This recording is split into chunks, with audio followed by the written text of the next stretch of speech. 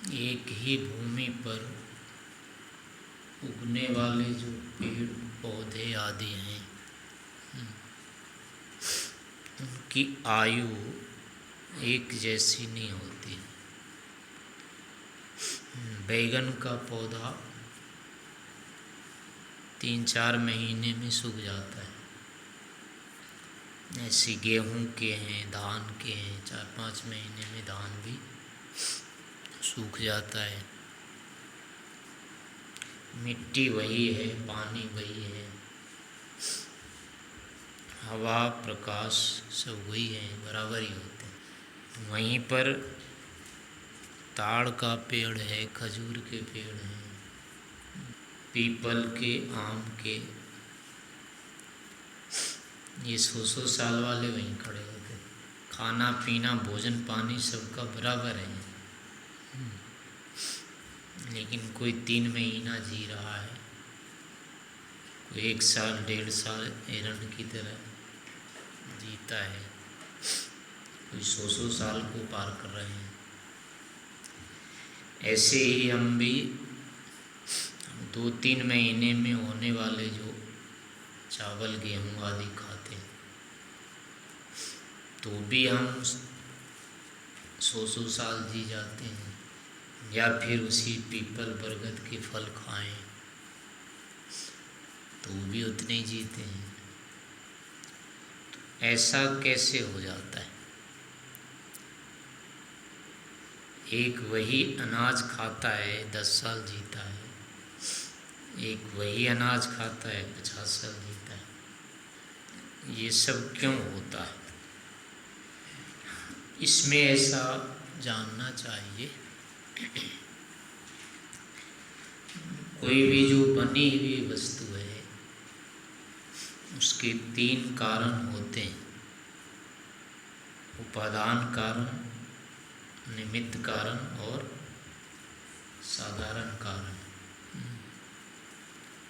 शास्त्र की भाषा में कहेंगे तो समवायी कारण, असमवायी कारण और निमित्त कारण। ये 3 कारण के बिना कोई भी वस्तु बनती नहीं है। इनमें केवल 2 कारण से नहीं बनेगी वस्तु। बनेगी तो जैसी तैसी बनेगी, बिना किसी विशेष प्रयोजन के लिए नहीं बन पाएगी। तो इस कारण से तीनों कारण रहते हैं। वस्तु की जो आयु का निर्धारण है उसका जो होता है वो कर्ता के संकल्प से होता है। वो जितने दिन की चाहेगा उतने दिन तक वो वस्तु टिकेगी, क्योंकि उसी के अनुसार वो उसमें वो वाले उपादान रखता है कि ये इतने समय तक जुड़े रह सकते हैं। उसके परस्पर जुड़े रहने की जो है वो स्थिति बनाता है वो। तो इस कारण से काल का जो निर्धारण होता है वस्तु के, वो कर्ता के ऊपर निर्भर करता है, उसके संकल्प पर निर्भर करता है। उपादान से वस्तु बनती है, लेकिन उपादान ये निर्णय नहीं कर सकता कि हम कितने उसमें जुड़ेंगे और कितने काल तक हम जुड़े रहेंगे। ये काम उपादान का नहीं है। इसका निश्चय निर्णय उपादान के द्वारा नहीं हो सकता है, नहीं होता है।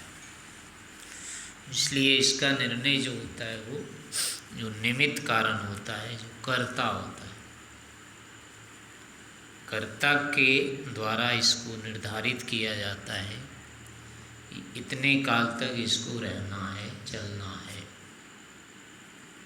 तो उसी के अनुसार से वो, जैसे आपको पुस्तक है मान लो, लंबे काल तक चलाना है तो इसमें आवरण लगाते हैं ऊपर से बढ़िया।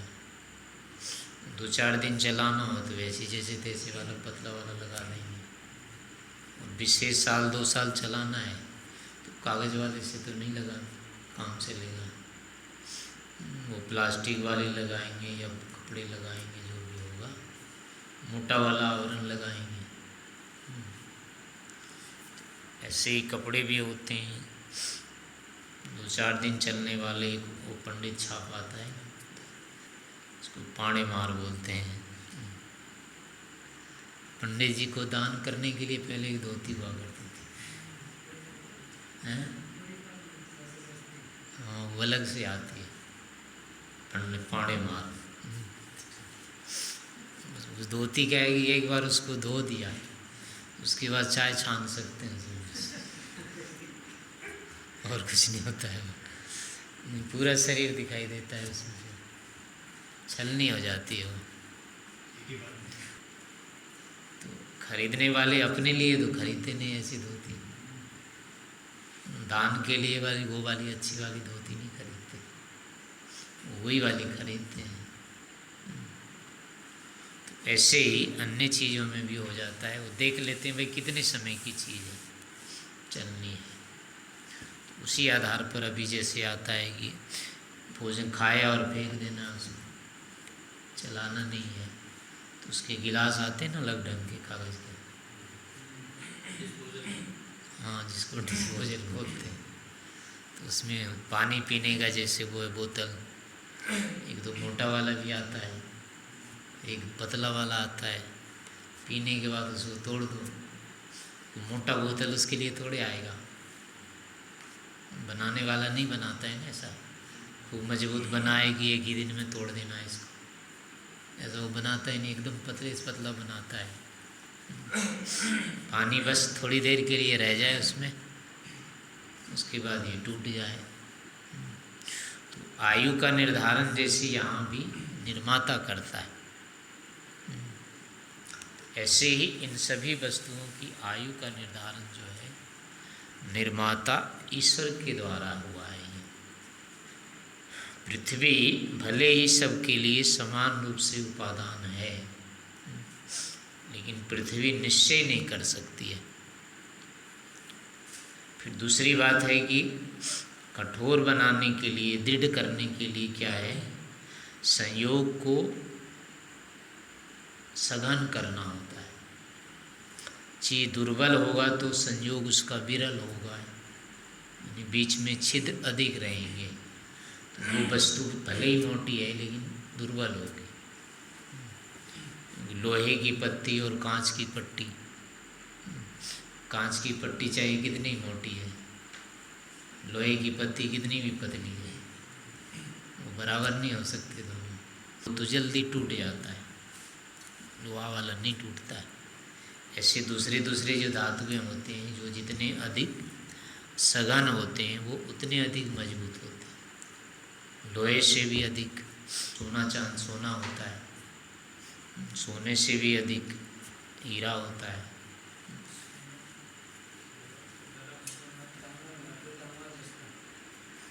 लेकिन उसका जो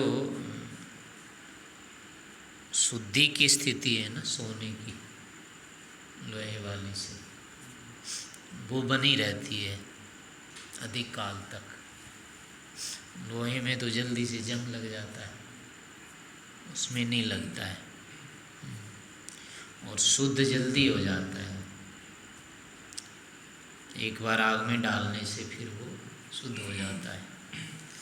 ऐसे अलग अलग कारण होते हैं सबके, लेकिन वही मूल कारण है कि परमाणु कितने अधिक सघन है जिसके, वो उतना अधिक कठोर होगा, मजबूत होता है वो। तो ये मूल चीज़ केवल रचना है वो बस, क्योंकि मूल में तो सारे जितने परमाणु हैं प्रकृति के वो बराबर ही हैं, वो तो उसमें तो अंतर है ही नहीं कुछ, आगे आगे अंतर होता जाता है, उसकी मात्रा परमाणुओं की, उसका कितना देश रहेगा, बीच में कितने विजातीय रहेंगे उसके, इन सब भेदों के द्वारा उसको ऐसा बना दिया जाता है, जिस कारण से इनकी आयु में अंतर हो जाता है। और आयु में जो अंतर होता है वो वस्तुतः उसके भोग की दृष्टि से होता है, किसको कितना भोग करना है उसके आधार पर फिर उसका जीवन का काल होता है। तो अब उस वस्तुतः उसके मुख्य तो भोग ही रहते हैं, इतने काल तक भोगना है तो इतना काल तक इसको चलना चाहिए। उस दृष्टि से उसका शरीर फिर उसी अनुसार होता है। वो लंबा चौड़ा मोटा बलवान ये उसमें मुख्य नहीं है कारण उसका। हर चीज़ की टिकने का कारण है उसके अंदर जो जीवात्मा है उसका भोग है कारण। और उसी के निमित्त से फिर ये सब भी बने हुए हैं, सूर्य चंद्र पृथ्वी आदि भी जो हैं वो भी इसी भोक्ता के आश्रय से ही है। तो सारा का सारा जितना भी निर्माण है, जितनी भी रचनाएं हैं, वो वस्तुतः उसी भोग के निमित्त से है। और भोग के कारण फिर उनका काल नियत हो जाता है। काल नियत करने के लिए उसकी रचना में अंतर हो जाता है। तो यही कारण है कि प्रकृति के जो पदार्थ होते हैं, लौकिक या जो भी है, वो एक जैसे दिखते हुए भी कोई जल्दी मर जाता है, कोई देर से मरता है। इसमें मूल कारण है निर्माता और पदार्थ की संरचना का जो क्रम होता है। इस कारण से अब ये नहीं होगा कि उसी मिट्टी में बैगन के और उसी में आम बड़ा क्यों हो गया, बैगन छोटा क्यों हो गया। हम भी आपस में ऐसे होते हैं। हर जाति में जो होता है कम आयु वाले व्यक्ति होते हैं।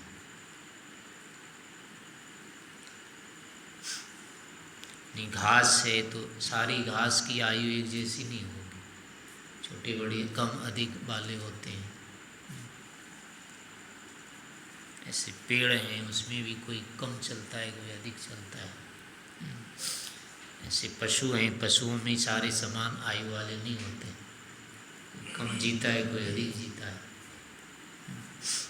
ऐसे मनुष्यों के हैं, इसमें भी कोई कुछ कितना जीता है, कोई कितना जीता है। लेकिन इसमें जो जाति शरीर होता है, व्यक्ति के शरीर तो कम अधिक होते हैं, लेकिन उस जाति के शरीर की आयु बराबर होती है सबकी। एक जाति वाला कोई भी बराबर जी सकता है। आज जो 50 साल में मरने वाला है ना मनुष्य, वो उसकी यानी कि आयु नहीं है मरने की। वो चाहे तो 100 साल वो भी जी सकता है, 400 साल तक जा सकता है। कोई भी मनुष्य है जो चाहेगा तो अपनी आयु को वहाँ तक ले जा सकता है। लेकिन उसके लिए उसको पुरुषार्थ उतना अधिक करना पड़ेगा। कोई कम जी रहा है उसमें उसके की पुरुषार्थ न्यूनता है। पुरुषार्थ की कमी के कारण उसके जो मूल शरीर थे उसमें विजातीय का निष्कासन नहीं हुआ है। जो मल थे उसके विजातीय द्रव्य थे, उसमें से हटाए नहीं गए। तो नहीं हटाए तो थोड़े काल में वो बाधित कर देता है शरीर को। तो उसको यदि पुरुषार्थ से हटा ले वो किसी तरह से, तो फिर उसकी आयु पूरी आ जाएगी, चाहे कोई भी है। इसलिए प्रत्येक मनुष्य 100 साल तक समान रूप से कोई भी है जो जिएगा। 10 साल में कोई नहीं मर सकता है।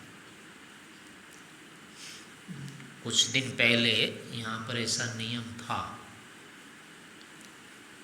कि कोई अगर 100 साल से पहले मर जाता था तो जिसके घर में मरता था वो राजा के यहाँ पहुँच जाता था। कैसे मर गया ये? राजा होता था उसका अपराधी। हाँ, वो उत्तरदायी होता था कि क्यों मरा है, उसको दंड लेना पड़ता था। हाँ, नहीं, वैसे बीमार या किसी कारण से मरा तब तो है ही कारण वो, तब तो पूछेंगे कि क्यों मर गया ये। जैसे किसी ने मार दिया तो अभी भी पूछते हैं ना, सरकार उसके लिए उत्तरदायी है। ये देखो इसने मार दिया, क्यों मारा, तो वो लेती है वैसे। तो पहले होता था वो इसको कहते हैं ना अकाल मृत्यु। अकाल मृत्यु को युवा मर गया मान लो, तो युवा घर में नहीं मर सकता था, मर गया तो उसको राजा को दंड होना पड़ेगा, उत्तरदायी होता था कि क्यों मरा, वो ढूंढता था कारण। तो कोई पाप कर रहा है, कोई कुछ न कुछ कर रहा होता था, उस कारण से फिर वो मृत्यु होती थी। कोई न कोई अन्याय पाप उसके राज्य में शुरू होने के बाद फिर ये अकाल मृत्यु होती थी, वैसे नहीं होती थी। कहने का मतलब है 100 साल से पहले कोई मरता ही नहीं था पहले। अब तो मरने लग गए, बचपन से ही मर जाते हैं। पहले नहीं मरता था, इक्के दुक्के मरते थे। मरने का तो सदा मरते रहे हैं, रोग भी सदा से रहे हैं सारे। आयुर्वेद की रचना आज थोड़े हुई है, सृष्टि के आदि काल में हुई है ना, उसमें एक से एक भयंकर रोगों का वर्णन है। तो अगर वो रोग नहीं थे तो वर्णन किस बात का। उस वर्णन से ही पता लगता है कि रोग तो पहले भी भयंकर से भयंकर थे, लेकिन उसके निदान हो जाते थे। प्रायः व्यक्ति रोगी नहीं होता था, कोई कोई ही होता था। अब की तरह से पूरे एक तरफ से नहीं होते थे। हाँ, कभी कभी कोई महामारी आ जाती थी, लेकिन फिर उसका निदान हो जाता था। तो ऐसे करके था, मतलब कहने का मतलब होता है कि जो जातीय शरीर है, जिस जाति का एक व्यक्ति का शरीर है, वो दूसरे व्यक्ति का भी उतनी काल का होता है। लेकिन वो पहले मरना अगर होता है उसका, तो उसमें उसके अपने भोग कारण रहते हैं, उसके पाप के कारण से उसके जो विकार रहते हैं वो भरे रहते हैं। वो विकार यदि नहीं निकले तो उतने काल में वो मर जाएगा। यानी वो मृत्यु भी समझो जन्म के समय ही हो जाती है निश्चित। वैसे भी समान रूप से जो जन्मा है वो तो मरेगा ही, उसी समय हो जाता है। जीवन हुआ है तो कब मरेगा ये उसी समय पता लग जाता है, क्योंकि शरीर उसी ढंग का ही तो बन के आता है ना। लेकिन ये नियम नहीं होता है कि उतनी में मरना है, इसको कुछ नहीं करेगा तो मरेगा। एक बीमार है बच्चा, कमज़ोर है, जो भी कुछ है, तो उसकी अगर चिकित्सा नहीं की जाए, कुछ नहीं की जाए तो मर ही जाएगा, मरेगा और क्या होगा। लेकिन उसकी चिकित्सा कर दी जाती तो ठीक हो जाता है, फिर चल जाता है आगे। तो मूल कारण होता है कहीं न कहीं विकार भरे रहते हैं उसके। उस विकार को यदि पुरुषार्थ करके निकाल दिया जाए तो वो फिर आयु उसको मिल जाएगी। नहीं निकला तो वो यानी अल्पायु में ही समाप्त हो जाएगा। तो ऐसे ही होते हैं जो चेतनों में ये स्थितियाँ होती हैं। जड़ों के तो अपना बाहरी भूत कारण होते हैं, हवा पानी वायु कितना किस पर लग रहा है उसके आधार पर वो उतना टिकता है। वो आपस के टकराव से उस तरह के वो बन जाते हैं। उनकी वो आयु सीमा तो कुछ नहीं हो सकती, वो तो जब तक मरे तो मरे ही रहते हैं, उनका क्या करना। फिर भी उनका टिकना जो होता है, भूतों का कितना किस पर प्रभाव पड़ता है, दबाव। भूतानि भूते परिदुर्बलानि वृद्धिम समायांति यथेह पुंस। जो भौतिक पदार्थ होते हैं वो भूतों से ही हर समय मारे जा रहे होते हैं। एक भूत दूसरे भूत को मारते रहते हैं। बाहर रख दिया आपने कपड़ा धूप में तो वो जल्दी तो खराब होगा ही, और क्या। रोज़ धूप उस पर पड़ रही है, हवा पड़ रही है, तो अंदर जो रख देते हैं अपेक्षा से, उसकी अपेक्षा वो पहले फट जाएगा कपड़ा, क्योंकि इस पर भूतों की मार निरंतर पड़ रही है। सर्दी, गर्मी, वायु, जल, जल अग्नि का, वायु का, इन तीनों का प्रभाव पड़ता रहता है उस पर।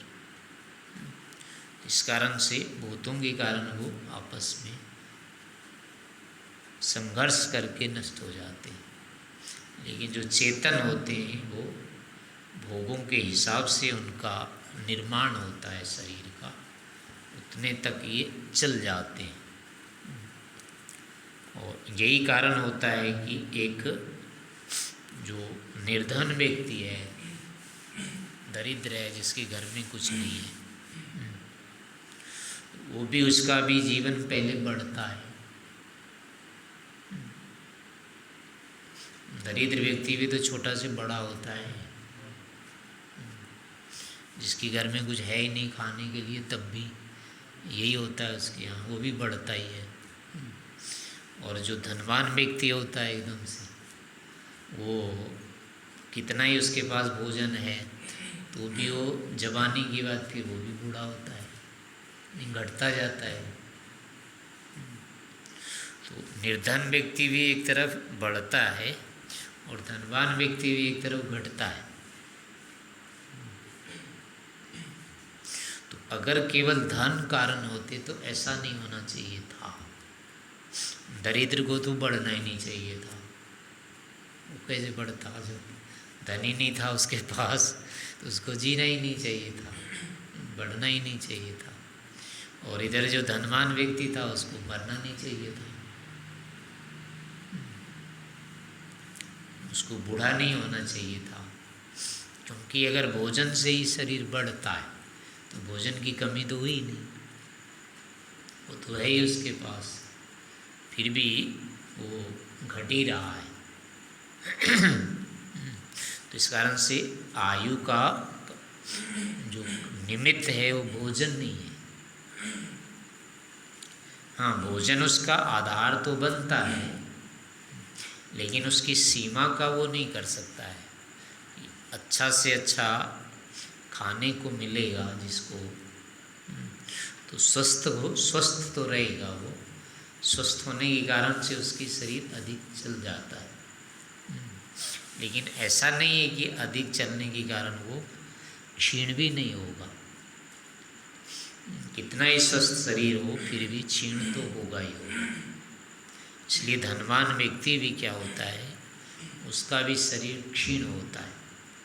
क्षीण होने के कारण फिर वो मरने की स्थिति में आ ही जाता है।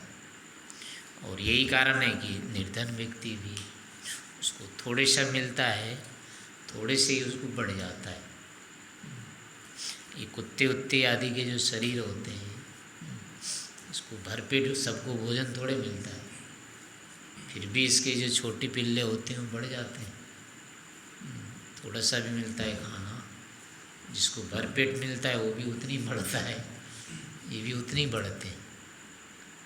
यानी इनके शरीर में ऐसी स्थिति होती है कि थोड़ा भी मिल जाएगा वो शरीर बढ़ जाएगा उतना। पर्याप्त भोजन नहीं मिलेगा कुत्ते को तो भी ये बढ़ जाते हैं। और जिसको खूब मिलता है हलवा पूड़ी रोज, वो भी उतनी ही बढ़ेगा, उससे ज़्यादा नहीं जाएगा वो। नहीं, वो ठीक गोल मटोल तो हो जाएगा, लेकिन वो छोटा ही रह जाएगा भोजन के बिना, ऐसा नहीं होगा।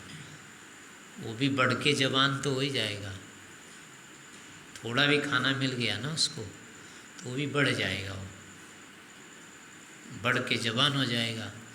जितना लंबा चौड़ा होना है उसको हो जाएगा, वो मोटा तगड़ा नहीं होगा, लंबा तो हो जाएगा वो। थोड़ा सा भी भोजन अगर जीने लायक मिल गया तो बढ़ जाता है, और पूरा मिलता है तो गोल मटोल हो जाता है, देखने में अच्छा हो जाता है। लेकिन शरीर तो फिर उसका भी आगे आगे कमज़ोर होता है, ये बूढ़ा हो जाता है वो भी। तो इसलिए मुख्य कारण भोजन नहीं है। आयु का मुख्य कारण शरीर की संरचना है, और ये रचना जो होती है फिर वो रचयिता के ऊपर निर्भर करती है।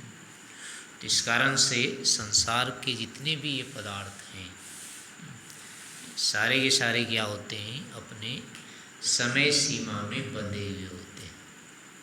चाहे हमारा शरीर है, चाहे वृक्ष वनस्पति है, यहाँ से लेकर के धरती सूर्य तक, सारे के सारे पदार्थ यहाँ एक सीमा में, काल में बंधे हुए हैं।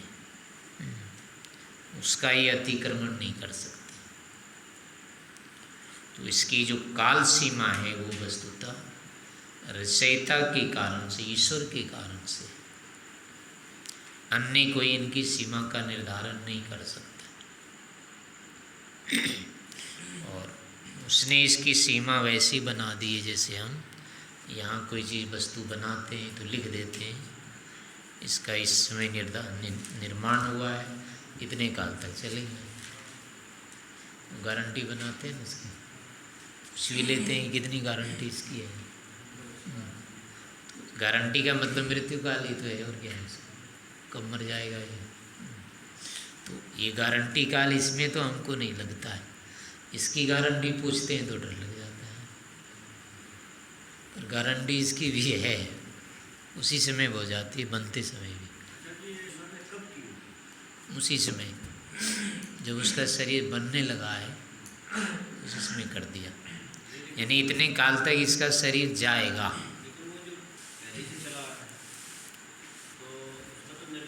वो तो बता दिया ना कि जो जाति रूप में है उसका काल तो बराबर होगा सबका, लेकिन जो व्यक्ति रूप में आ गया उसमें अंतर हो जाता है। यानी वो उतने बाधा युक्त डाल देगा। हाँ, कर्मफल के कारण ही करता है ना। रचना जो होती है शरीर की, जाति रूप में तो एक ही बराबर शरीर होगा, एक जाति का एक जैसा होगा सृष्टि से पहले। उसमें तो स्वाभाविक रहता है ना, ईश्वर में तो होता ही है वो। इस जाति की आयु इतनी होती है, ये तो उसमें स्वाभाविक है ही। उसमें बकरी को कितने साल, 10 साल जीना है, कुत्ते को 12 साल जीना है, गाय को 25 साल जीना है। ये तो रहता, हाँ, अनादि है, ईश्वर की जान में होता है वो। लेकिन उस व्यक्ति का जो है काल, वो फिर निर्धारित करता है, वो इतने काल तक ये चलेगा, इसका भोग इतना है, तो इसको ऐसे वाली स्थिति में डाल देते हैं। जाति वाले शरीर को लेकर के ही वो उतना निर्बाध और सबाध बन देता है उस शरीर को। इसलिए कोई का शरीर जन्मजात रोगी होता है, किसी का जन्मजात स्वस्थ होता है, जन्म से ही कोई छोटा होता है, नाटा होता है, कोई लंबा चौड़ा होता है। ये तो व्यक्ति रूप भेद है ना, इसके जाति भेद थोड़े हैं।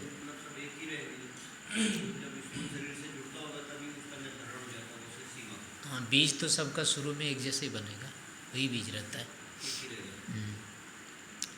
उसी बीज में अंतर हो जाता है, यानी व्यक्ति में आकर के बीज में, जैसे यहाँ एक जैसे बीज है सब, और खेत में बो दिया जाके, और कई जगह खाद पड़ा हुआ था खेत में और कहीं नहीं पड़ा हुआ था, तो उसके अंकुर में अंतर हो जाएगा ना, फिर बीज बराबर होता हुआ भी।